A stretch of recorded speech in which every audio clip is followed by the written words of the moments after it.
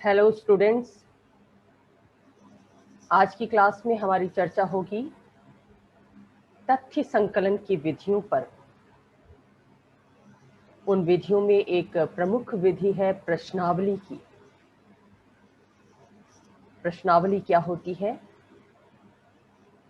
अच्छी प्रश्नावली की क्या विशेषताएं होती हैं और प्रश्नावली बनाते समय किन बातों को ध्यान में रखना चाहिए, इन विभिन्न विषयों पर आज की चर्चा केंद्रित होगी। लेकिन उससे पहले हम ये जान लेते हैं कि तथ्य होते क्या हैं। सामाजिक राजनीतिक अनुसंधान में उनका महत्व क्या है, उनका प्रयोग कैसे किया जाता है। आप सब ये जानते हैं कि वर्तमान जो प्रवृत्ति है समसामयिक सामाजिक राजनीतिक अनुसंधान की, वो आनुभविक अनुसंधान की है, वैज्ञानिक अनुसंधान की है। और वैज्ञानिक अनुसंधान के लिए तथ्य आवश्यक होते हैं। वैज्ञानिक अनुसंधान किस पर आधारित होता है?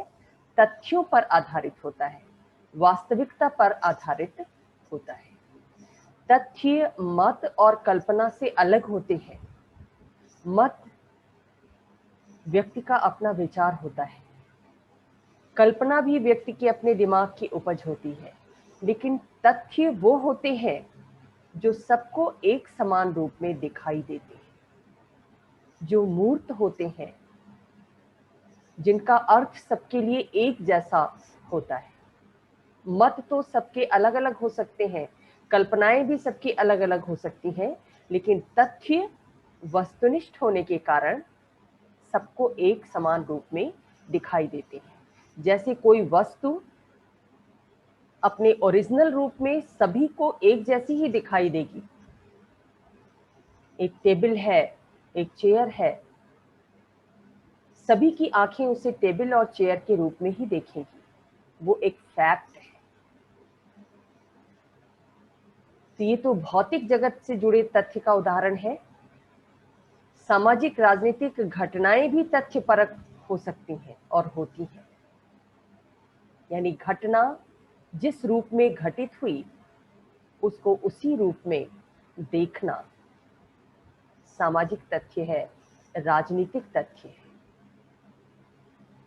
तो तथ्य को हम कैसे परिभाषित करेंगे? वो जो सामाजिक यथार्थ पर आधारित है, जो राजनीतिक यथार्थ पर आधारित है, वो आंकड़े, वो समंक जो सार्वजनिक जीवन के, सामाजिक जीवन के यथार्थ को व्यक्त करते हैं, वास्तविकता को बताते हैं।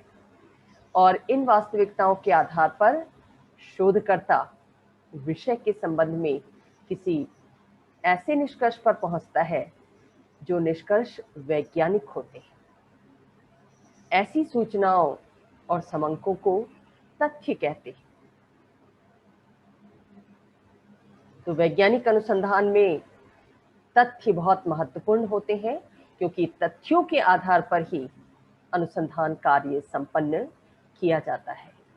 क्योंकि जो तथ्यपरक अनुसंधान होता है उसके निष्कर्ष वैज्ञानिक होते हैं, और वैज्ञानिक निष्कर्षों के आधार पर वैज्ञानिक सिद्धांतों के निर्माण का मार्ग प्रशस्त होता है।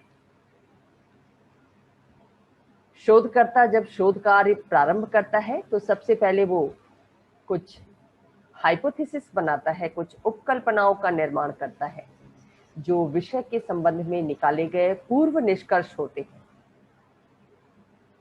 फिर जब वो शोध कार्य में आगे बढ़ता है तो तथ्यों के आधार पर, वास्तविकताओं के आधार पर, वास्तविक सूचनाओं के आधार पर या तो उन उपकल्पनाओं को वो सत्य सिद्ध करता है, या वो उपकल्पनाएं, वो निष्कर्ष जो उसने पहले बनाए थे, वो असत्य सिद्ध होती है। दोनों ही स्थितियों में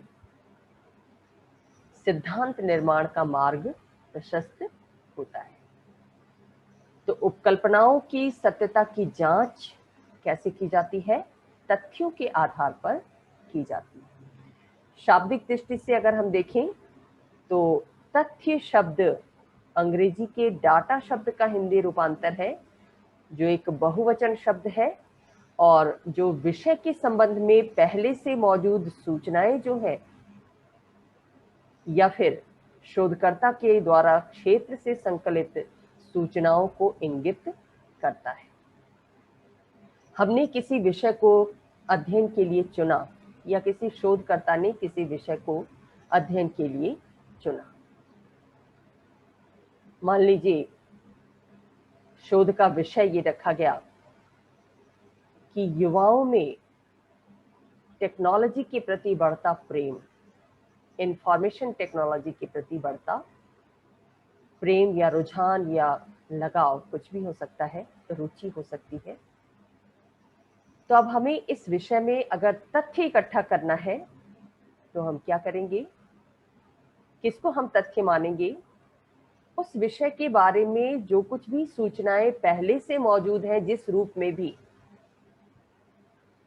लेख के रूप में या किसी शिलालेख के रूप में या किसी सरकारी रिपोर्ट के रूप में अध्ययन किया गया हो, उसकी रिपोर्ट प्रकाशित की गई हो, तो इन सब से जो सूचनाएं हमको मिलती हैं वो सूचनाएं क्या है? डाटा है, वो तथ्य है। विषय के बारे में जो पहले से मौजूद सूचनाएं हैं किसी भी रूप में, वो तथ्य है। और कई बार ऐसा होता है कि शोधकर्ता स्वयं अपनी पहल पर विषय से संबंधित लोगों से संपर्क करके सूचनाओं को एकत्रित करता है, वो भी तथ्य है। पहले प्रकार के तथ्य को द्वितीयक तथ्य कहते हैं और दूसरे प्रकार के तथ्य को प्राथमिक तथ्य कहते हैं।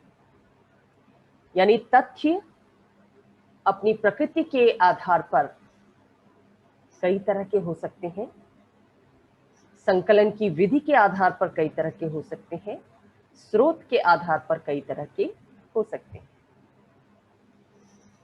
व्यापक रूप में जो तथ्य होते हैं उनको कुछ भागों में विभाजित किया जा सकता है। यानी कुछ तथ्य गणनात्मक हो सकते हैं, संख्या के रूप में हो सकते हैं, तो कुछ तथ्य गुणात्मक हो सकते हैं, यानी वो विषय की विशेषताओं को प्रकट करने वाले होते हैं। गणनात्मक तथ्य कैसे होते हैं? संख्या में उनकी गणना की जा सकती है।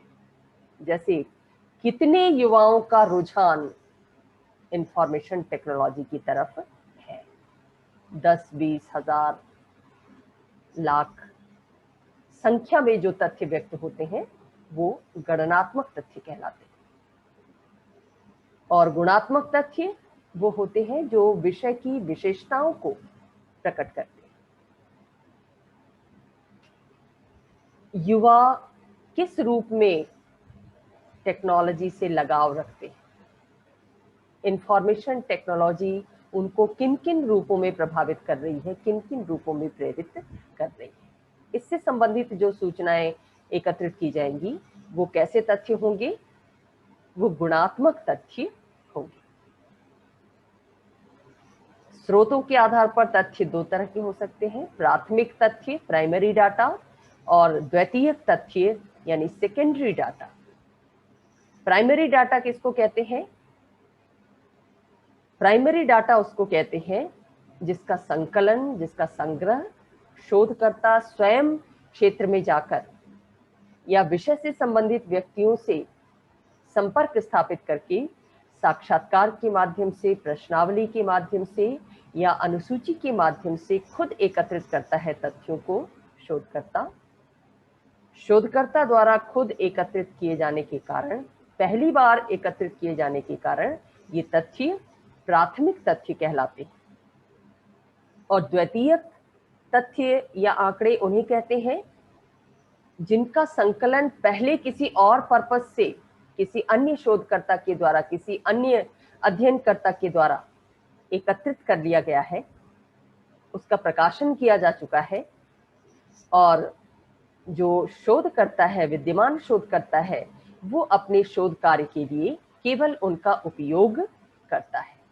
जैसे किसी व्यक्ति ने डायरी लिखी तो डायरी लिखने वाला व्यक्ति मूल रूप में कोई और है, लेकिन जब शोधकर्ता को उस व्यक्ति के विषय में अध्ययन करना है तो उसकी डायरी को लेकर वो जो तथ्य एकत्रित करेगा, उस डायरी से जो सूचनाएं उसे प्राप्त होंगी वो द्वितीयक आंकड़े कहलाएंगे, सेकंड हैंड आंकड़े कहलाएंगे।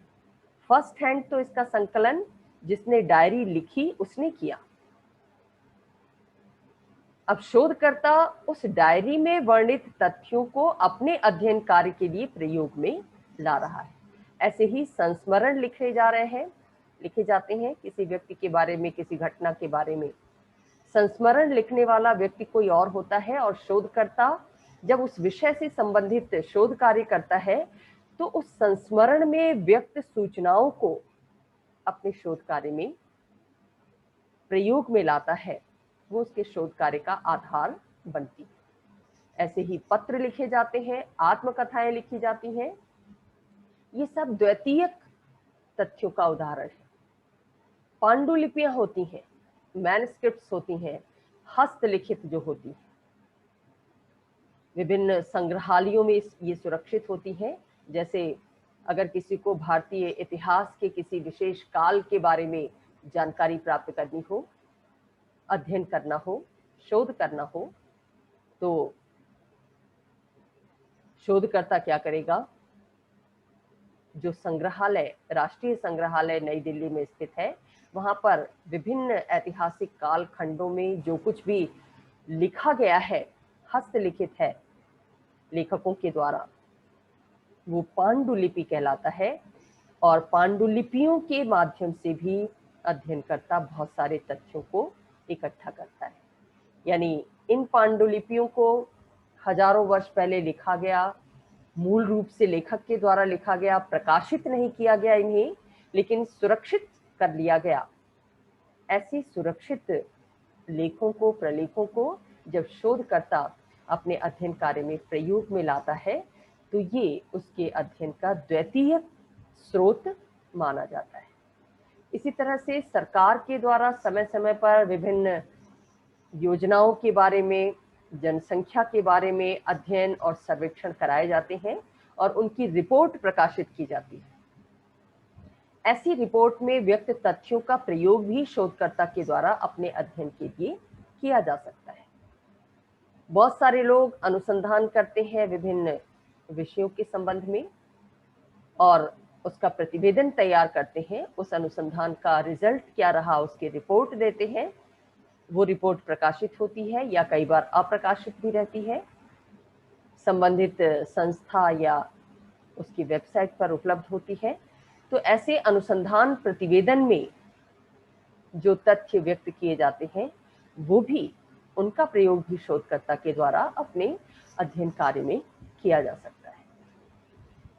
शिलालेख, आप परिचित हैं कि इतिहास में बहुत सारे सम्राटों के द्वारा, बहुत सारे शासकों के द्वारा पत्थरों पर आलेख लिखवाए गए। वो आलेख हजारों वर्ष बाद भी सुरक्षित है। जब कोई शोधकर्ता उस विषय के बारे में, इतिहास के उस कालखंड के बारे में कोई अध्ययन करने जाता है तो वो उन शिलालेखों में जो कुछ उत्कीर्ण है, जो कुछ लिखा गया है, उनको अपने अध्ययन में तथ्य के रूप में सम्मिलित करता है। जैसे अशोक के समय के बहुत सारे शिलालेख मौजूद हैं। अगर किसी शोधकर्ता को अशोक कालीन इतिहास का अध्ययन करना है या सांस्कृतिक इतिहास का अध्ययन करना है तो वो अशोक के शिलालेखों पर उत्कीर्ण लेखों का अध्ययन करेगा और उसमें से जो कुछ तथ्य उसे दिखाई देंगे, मिलेंगे, उनको अपने अध्ययन का आधार बनाएगा। तो ये सब द्वितीयक तथ्य के उदाहरण हैं। इसी तरह पुस्तकें हैं। पुस्तक भी लिखने वाला कोई और होता है, लेकिन शोधकर्ता के द्वारा जब अध्ययन कार्य किया जाता है तो विषय से संबंधित पुस्तकों को भी कोट किया जाता है, उनमें व्यक्त किए गए विचारों, तथ्यों को अपने अध्ययन का आधार बनाया जाता है। तो इस तरह से मोटे तौर पर तथ्य 4 तरह के होते हैं: गणनात्मक और गुणात्मक, प्राथमिक और द्वितीयक। तो आज हम चर्चा करेंगे प्राथमिक तथ्यों के विषय में कि प्राथमिक तथ्यों का संकलन कैसे किया जाता है, उसकी क्या विधियां हैं या उसकी क्या तकनीक है। प्राथमिक तथ्यों का संकलन कई विधियों से किया जाता है, प्रश्नावली, अनुसूची, साक्षात्कार। इन सभी में प्रश्नावली सबसे प्रमुख है। आज की चर्चा प्रश्नावली पर केंद्रित है। शोधकर्ता के द्वारा प्राथमिक रूप में जब क्षेत्र से विषय से संबंधित तथ्यों को संकलित किया जाता है तो उसके लिए प्रश्नावली का प्रयोग बहुतायत रूप में किया जाता है।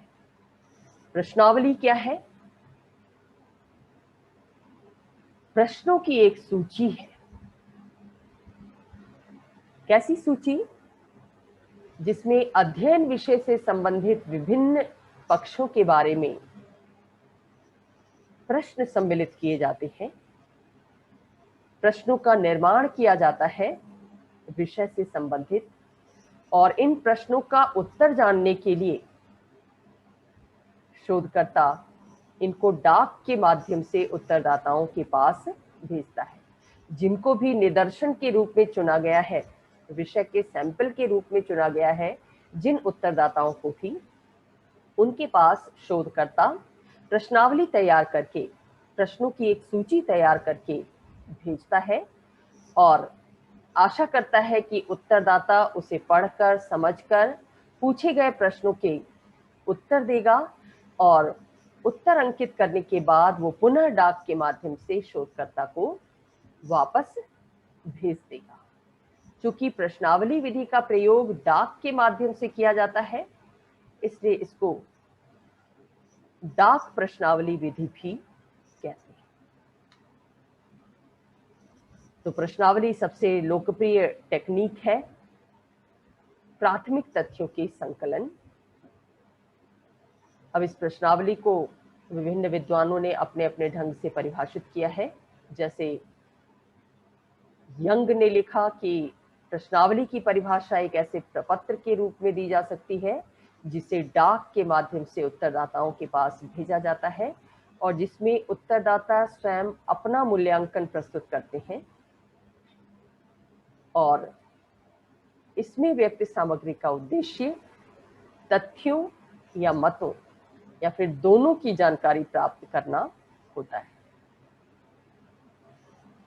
प्रश्नों की रचना कैसी होती है, प्रश्नों का स्वरूप कैसा होता है, उन व्यक्तियों के विषय में हो सकता है जिनके पास भेजी गई है, उनके परिवारों के विषय में हो सकता है या उनके व्यवसाय के विषय में प्रश्न पूछे जा सकते हैं। तो इस तरह से यंग ने प्रश्नावली को परिभाषित किया। गुडे और हट ने क्या कहा कि सामान्य रूप में प्रश्नावली का अर्थ प्रश्नों के उत्तर प्राप्त करने की प्रणाली से, जिसमें एक पत्र, प्रारूप या प्रपत्र का प्रयोग किया जाता है जिसे उत्तरदाता स्वयं भरता है। सिनपाओ यंग ने क्या कहा कि अपने सरलतम रूप में प्रश्नावली प्रश्नों की वह अनुसूची है जिसे अनुसूचित या सर्वेक्षण प्रतिदर्श के रूप में चुने गए व्यक्तियों के पास डाक के माध्यम से भेजा जाता है। जिन लोगों को निदर्शन के रूप में चुना गया है उनके पास ही प्रश्नावली भेजी जाती है। अध्ययन क्षेत्र से संबंधित सभी लोगों के पास नहीं भेजी जाती और इसका लाभ ये होता है कि इसकी सहायता से बड़े और विस्तृत लोगों के समूह से शीघ्र और सरलता पूर्वक सूचनाएं एकत्रित की जा सकती हैं। तो इस तरह से विभिन्न विद्वानों ने प्रश्नावली को अलग अलग ढंग से परिभाषित किया है। अब प्रश्न उठता है कि एक अच्छी प्रश्नावली का मापदंड क्या होना चाहिए, कैसे प्रश्नावली बनाई जानी चाहिए, प्रश्नावली बनाते समय किन बातों को ध्यान में रखना चाहिए, कौन सी प्रश्नावली सबसे अच्छी मानी जाएगी, उसमें क्या सम्मिलित होना चाहिए, क्या सम्मिलित नहीं होना चाहिए। तो इस पर भी विद्वानों ने अपने अपने विचार व्यक्त किए हैं। जैसे A.L. बाउले ये कहते हैं कि एक अच्छी प्रश्नावली वो होती है जिसमें प्रश्नों की संख्या तुलनात्मक रूप से कम हो। लेकिन इसका मतलब ये नहीं है कि प्रश्न बहुत कम रखे जाएं, क्योंकि बहुत कम प्रश्न रखे जाएंगे तो विषय के संबंध में सारी सूचनाएं प्राप्त नहीं की जा सकेंगी। दूसरी तरफ अगर प्रश्न बहुत ज्यादा संख्या में रख दिए गए तो उत्तरदाता इसको भरने में रुचि नहीं लेंगे। उन्हें लगेगा कि इतनी लंबी चौड़ी प्रश्नावली है, इसके लिए तो बहुत ज्यादा समय चाहिए, बहुत ज्यादा कंसंट्रेशन चाहिए, इसलिए वो उसको इग्नोर करेंगे। तो यहाँ पर शोधकर्ता को उत्तर प्राप्त करने में, सूचनाएं प्राप्त करने में, तथ्य प्राप्त करने में कठिनाई आएगी अगर प्रश्नावली बहुत बड़ी होगी, जिसमें बहुत ज्यादा संख्या में प्रश्न हो। तो एक बैलेंस्ड प्रश्नावली का निर्माण किया जाना चाहिए, यानी ना तो प्रश्नों की संख्या बहुत कम होनी चाहिए और न ही बहुत ज्यादा होनी चाहिए। दूसरी खासियत अच्छी प्रश्नावली की ये होती है कि ऐसी प्रश्नावली में प्रश्न क्रमिक ढंग से रखे जाने चाहिए, यानी पिछले प्रश्न के उत्तर का अगले प्रश्न से क्रमिक संबंध होना चाहिए। जैसे अगर ये प्रश्न पूछा जा रहा है उत्तरदाता से कि आपका व्यवसाय क्या है, उसने उत्तर दिया कृषि, तो अगला प्रश्न हमारा उससे ही रिलेटेड होना चाहिए। ऑप्शन उसी तरह के बनाए जाने चाहिए जिससे वो अपने व्यवसाय के बारे में जानकारी दे सके।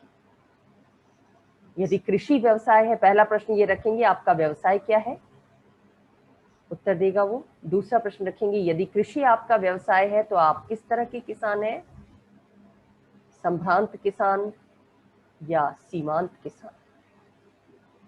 फिर अगला प्रश्न होगा कृषि के माध्यम से आपकी वार्षिक आमदनी कितनी होती है। कहने का मतलब ये है कि प्रश्नों में एक क्रम होना चाहिए, कौन सा प्रश्न पहले पूछा जाना है, कौन सा बाद में पूछा जाना है, ये पहले ही तय कर लेना चाहिए शोधकर्ता को प्रश्नावली बनाते समय। जो प्रश्न पहले पूछा जाना है उसको अगर हम बाद में पूछेंगे तो फिर उसका कोई रेलेवेंस नहीं होगा और उत्तरदाता भी उत्तर देते समय भ्रमित सा हो जाएगा।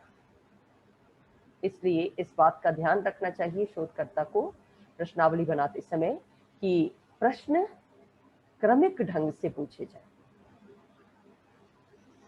पीवी यंग ये कहते हैं कि एक अच्छी प्रश्नावली वो होती है जिसमें रुचि उत्पन्न करने वाले प्रश्न आरंभ में रखे जाए।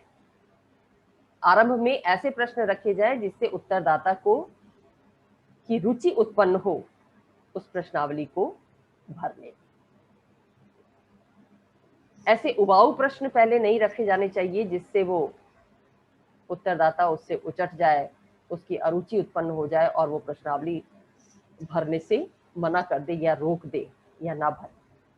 तो रुचिकर प्रश्नों को शुरू में रखना चाहिए और जो अरुचिकर प्रश्न है लेकिन उनके विषय में तथ्य इकट्ठा करना आवश्यक है, ऐसे अरुचिकर और अपेक्षाकृत शुष्क प्रश्नों को बाद में रखना लाभकारी होता है। जैसे पहले ही अगर आपने विषय के बारे में ये रख दिया उत्तरदाता के सामने कि इस विषय के बारे में आप अपना सुझाव दीजिए, तो हो सकता है कि वो स्थिति उसके लिए अरुचिकर हो। अगर आपने पहले विषय के डिस्क्रिप्शन देते हुए विषय के अन्य पक्षों को स्पष्ट करते हुए प्रश्न पूछे स्टेप बाय स्टेप, तो उत्तरदाता की रुचि उत्पन्न होगी और लास्ट में जब सुझाव वाला प्रश्न देंगे तो वो सुझाव देने में भी अपने आप को सफल पाएगा, उत्सुक पाएगा। प्रारंभ में ऐसे प्रश्न रखने चाहिए जिनका उत्तर देना ज्यादा सरल हो उत्तरदाता के लिए। अगली बात ये ध्यान में रखना चाहिए प्रश्नावली बनाते समय, या एक अच्छी प्रश्नावली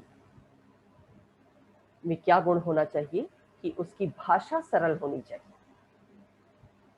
प्रश्न इस भाषा में पूछे जाने चाहिए जिससे उत्तरदाता आसानी से उन्हें समझ सके और उसका सही सही उत्तर दे सके। अगर भाषा बहुत कठिन होगी, उसमें कठिन शब्दों का इस्तेमाल किया जाएगा, तो उत्तरदाता उन्हें समझ ही नहीं पाएगा, और जब समझ नहीं पाएगा तो वो सही उत्तर देने में सक्षम नहीं होगा। फिर वो किसी तरह से कोई भी उत्तर पर टिक लगाकर अपने काम को अंजाम देने की कोशिश करेगा। तो भाषा पर विशेष ध्यान रखना चाहिए कि भाषा बहुत सहज और सरल होनी चाहिए, ताकि हर उत्तरदाता उसे समझ सके। और ऐसे शब्द सम्मिलित किए जाने चाहिए जिसका अर्थ सभी के लिए एक समान हो, सभी उत्तरदाताओं के लिए एक समान हो। जैसे अगर आपने प्रश्न कर दिया कि आप किस वर्ग से संबंधित हैं, या किस वर्ग के सदस्य के रूप में स्वयं को देखते हैं। अब ये वर्ग शब्द ऐसा है जिसका अर्थ हर उत्तरदाता अपने तरीके से समझ सकता है। किसी के लिए वर्ग का मतलब है एससी, ओबीसी, जनरल, तो किसी के लिए वर्ग का मतलब है कोई विशेष आय वर्ग, तो कोई वर्ग का मतलब किसी भाषागत समूह से ले सकता है। तो अब 3 उत्तरदाताओं के लिए एक शब्द अलग अलग अर्थ स्पष्ट कर रहा है, क्योंकि सबका विवेक अलग अलग काम कर रहा है। तो ऐसे शब्दों को प्रश्न में डालने से बचना चाहिए जो बहुअर्थी हो। इसलिए शब्दों का चयन भी बहुत सोच विचार कर करना चाहिए, स्पष्ट होना चाहिए प्रश्न। अगर आपको उत्तरदाता की जाति के विषय में जानकारी प्राप्त करनी है, तो स्पष्ट रूप से आप लिखिए कि आप किस जाति से संबंधित हैं, वो जाति किस में आती है, किस श्रेणी में आती है, ओबीसी में, एससी में या जनरल। अगर आप उसके धर्म से संबंधित जानकारी प्राप्त करना चाहते हैं तो भी स्पष्ट करना चाहिए कि आप हिंदू धर्मावलंबी हैं, इस्लाम धर्मावलंबी हैं, या अन्य कोई धर्म को मानने वाले। अगर आपको उसकी इनकम के बारे में जानना है तो भी स्पष्टता से पूछना चाहिए कि आपकी वार्षिक आमदनी कितनी है या मासिक आमदनी कितनी है। विकल्प कई दे देने चाहिए, और उन विकल्पों में जो उसे सूट करेगा उसका आंसर वो देगा। तो ये ध्यान रखना चाहिए अच्छी प्रश्नावली बनाते समय। इसके साथ साथ प्रश्नावली तैयार करने से पहले ही शोधकर्ता को क्या करना चाहिए, उसके विषय से संबंधित जितने भी पक्ष हैं उनको वर्गीकृत कर लेना चाहिए, क्लासिफाइड कर लेना चाहिए कि उसे किसी विषय के किन किन पक्षों के बारे में जानकारी चाहिए। किसी एक क्षेत्र समूह की सांस्कृतिक विशेषताओं के बारे में अगर उसे जानना है तो स्पष्ट रूप से उसके दिमाग में होना चाहिए कि सांस्कृतिक विशेषताओं में जो तत्व आ रहे हैं, भाषा, जीवन शैली, धर्म, जाति या प्रजाति, उन सबको अलग अलग वर्गीकृत कर ले और हर वर्ग से संबंधित प्रश्नों की संख्या निश्चित कर ले कि उसे इतने प्रश्न भाषा के विषय में पूछने हैं, इतने प्रश्न उसके धर्म के विषय में पूछने हैं, इतने प्रश्न उसकी अन्य किसी सांस्कृतिक विशेषता के बारे में, जीवन शैली के बारे में पूछने हैं, इतने प्रश्न उसके व्यक्तिगत विचारों की जानकारी हासिल करना है सांस्कृतिक संदर्भ में। तो इस तरह से क्लासिफिकेशन कर लेने से प्रश्नावली बैलेंस्ड बनती, क्योंकि हर वर्ग से निश्चित संख्या में प्रश्न तैयार किए जाएंगे और उसका रिजल्ट ये होगा कि जो तथ्य भी प्राप्त होंगे वो विषय के विभिन्न पक्षों को स्पष्ट करने वाले हों। और एक वर्ग से संबंधित जो प्रश्न है वो एक साथ पूछे जाने चाहिए। यानी भाषा के विषय में जो प्रश्न हमने रखे हैं, भाषा संबंधी प्रश्न एक साथ होने चाहिए। ऐसा नहीं होना चाहिए कि एक प्रश्न भाषा से पूछ लिया, फिर दूसरा प्रश्न धर्म से पूछ लिया, तीसरा प्रश्न फिर भाषा से हो गया और चौथा प्रश्न फिर धर्म से हुआ। ऐसा नहीं होना चाहिए। क्रमिक रूप में प्रश्नों को रखा जाना।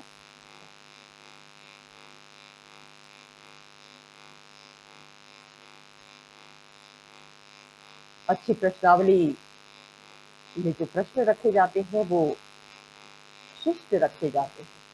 यानी प्रश्न पूछने का ढंग अशिष्टतापूर्ण नहीं होना चाहिए, धृष्टतापूर्ण नहीं होना चाहिए और परीक्षात्मक नहीं होना चाहिए। ऐसा नहीं लगना चाहिए कि शोधकर्ता उत्तरदाता से कि कोई परीक्षा ले रहा है। इस प्रकार प्रश्न पूछे जाने चाहिए कि उत्तरदाता सहज भाव से उनका उत्तर दे सके और उससे उसकी भावनाओं को कोई ठेस न पहुंचे। जैसे भ्रष्टाचार के विषय में अगर आपको अध्ययन करना है, सार्वजनिक जीवन में भ्रष्टाचार, और आप किसी गवर्नमेंट ऑफिशियल से ये प्रश्न प्रश्नावली में डायरेक्ट पूछते हैं कि क्या आप किसी कार्य के लिए आम जनता से रिश्वत की मांग करते हैं, तो इस तरह का सीधा सीधा प्रश्न अशिष्टतापूर्ण होगा, धृष्टतापूर्ण होगा और सामने वाला जो उत्तरदाता है वो उसका उत्तर नहीं देगा। तो इस तरह से उसकी भाषा ऐसी होनी चाहिए प्रश्न की कि आप जो जानना चाहते हैं उत्तरदाता से वो सहज भाव में आपको जानकारी मिल सके और उत्तरदाता की भावना को भी कोई ठेस न पहुंचे। तो प्रश्नावली बनाते समय इन बातों का ध्यान रखना चाहिए। साथ ही प्रश्नावली की भौतिक पक्ष पर भी ध्यान देना चाहिए। यानी उसका आकार बहुत छोटा या बड़ा नहीं होना चाहिए। जिस कागज पर प्रिंट कराया गया है वो कागज आकर्षक होना चाहिए, प्रिंटिंग सुंदर होनी चाहिए, स्पष्ट होनी चाहिए, जो पढ़ने योग्य हो। साथ ही प्रश्नावली के साथ साथ एक आमुख पत्र भी भेजा जाना चाहिए हर उत्तरदाता के पास, जिस पत्र में उल्लेख होना चाहिए कि प्रश्नावली किस उद्देश्य से आपके पास भेजी जा रही है, शोध के लिए, अध्ययन के लिए भेजी जा रही है। और उसमें ये भी स्पष्ट करना चाहिए कि आपका सहयोग इस शोध कार्य में बहुमूल्य है। तो इस तरह का पत्र देने से जो उत्तरदाता है वो प्रश्नावली भरने को सहजता के साथ तैयार हो जाएगा। उसे लगेगा कि उसके उत्तर का भी शोध कार्य में वेट है, महत्व है, लिहाजा वो आसानी से प्रश्नावली को भर दे। उत्तरदाता को ये विश्वास दिलाना भी बहुत जरूरी होता है प्रश्नावली बनाते समय कि उसके द्वारा जो उत्तर दिए जाएंगे वो उत्तर गोपनीय रखे जाएंगे। क्योंकि कई बार ऐसा होता है कि उत्तरदाताओं के पास जब प्रश्नावली जाती है तो वो उसे शंका की दृष्टि से देखते हैं। उन्हें लगता है कि उनकी सूचना का गलत इस्तेमाल न किया जाए या उनके द्वारा दी गई सूचना का उनके व्यक्तिगत जीवन पर कोई दुष्प्रभाव न पड़े, इसलिए वो सूचनाएं देने में डरते हैं, संकोच का अनुभव करते हैं और कई बार सही सूचनाएं नहीं देते। लेकिन शोधकर्ता का मकसद क्या है? सही सूचनाएं प्राप्त करना।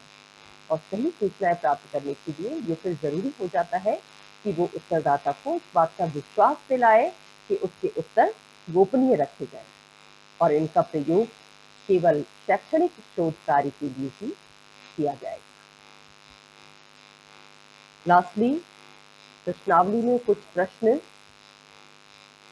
पूरक ढंग से पूछे जाने चाहिए, क्योंकि प्रश्नों का उत्तर हर उत्तरदाता सही सही दे रहा है इस बात की कोई गारंटी नहीं है। तो ये कार्य भी शोधकर्ता का हो जाता है कि वो उन उत्तरों की सत्यता की जांच करे। कैसे जांच करेगा? इसके लिए वो प्रश्नावली में कुछ क्रॉस क्वेश्चन करता है, कुछ प्रति प्रश्न करता है, जिससे ये पता चल जाता है कि उत्तरदाता ने पहले जिस प्रश्न का उत्तर दिया है वो सही उत्तर है या नहीं। जैसे आपको किसी क्षेत्र में मानवाधिकारों के विषय में जागरूकता की स्थिति अगर तैयार करनी है, प्रस्तावना तैयार करेंगे तो इसमें एक प्रश्न ये रखेंगे कि क्या आपको मानवाधिकारों के विषय में जानकारी है? अगर उत्तरदाता ने टिक कर दिया हाँ है, अगला क्वेश्चन आपका होगा कि मानवाधिकार घोषणा पत्र के प्रथम अनुच्छेद में किस अधिकार की बात कही गई, या अगर अनुच्छेद का उल्लेख न भी करें तो मानवाधिकार घोषणा पत्र में किस अधिकार को महत्व दिया गया है। कई ऑप्शन दे दें। उत्तरदाता जो उत्तर देगा उससे चेक हो जाएगा कि मानवाधिकार के विषय में उसकी जानकारी पुख्ता है या नहीं है। जो वो पहले प्रश्न के उत्तर में एडमिट कर रहा है कि हाँ उसे जानकारी है। अगर दूसरे प्रश्न का उत्तर उसने ऐसा दिया जो सटीक नहीं है तो उससे पता चलेगा कि उसे जानकारी नहीं है, वो पहले प्रश्न का उत्तर ही तुक्के में लगा दिया। तो इस तरह से क्रॉस क्वेश्चन करते हैं ताकि ज्यादा से ज्यादा सही सूचनाएं, विश्वसनीय सूचनाएं शोधकर्ता को प्राप्त। तो आज आपने देखा कि प्रश्नावली क्या होती है। प्राथमिक तथ्यों के संकलन की प्रमुख विधि है और इस विधि के माध्यम से प्रश्नों की एक सूची तैयार करके डाक के माध्यम से चयनित उत्तरदाताओं के पास, निदर्शन के रूप में जिनका चयन किया गया है, उन उत्तरदाताओं के पास भेजा जाता है और वो उत्तरदाता उसे भरकर पुनः डाक के माध्यम से शोधकर्ता के पास भेजते हैं।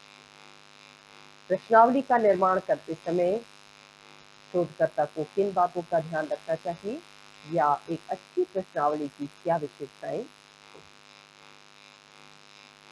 अब अगली क्लास में हम देखेंगे कि प्रश्नावली के लाभ क्या है। प्रश्नावली विधि का प्रयोग करने से शोधकर्ता को शोध कार्य में क्या सहायता मिलती है, क्या लाभ मिलता है, और प्रश्नावली के प्रकार कितने तरह की प्रश्नावली बनाई जाए।